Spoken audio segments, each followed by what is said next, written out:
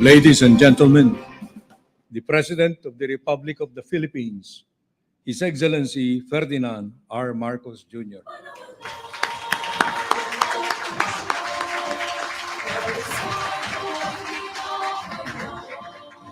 Thank you, Chief Luke, Executive Secretary, for your introduction.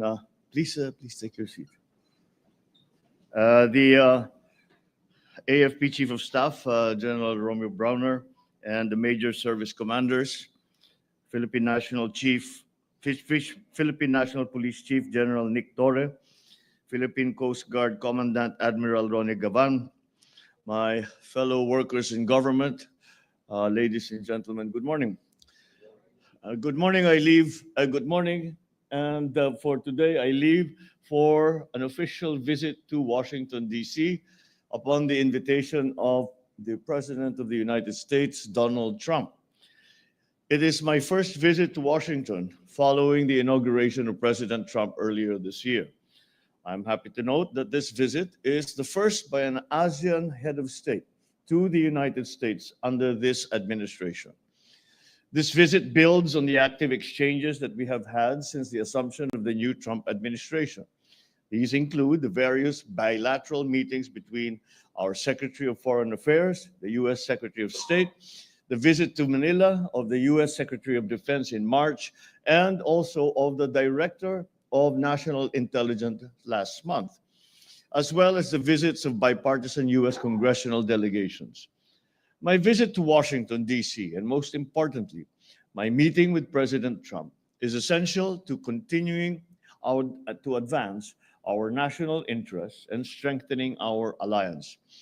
During this visit, we will reaffirm our commitment to fostering our long-standing alliances as an instrument of peace and a catalyst of development in the Asia-Pacific region and around the world.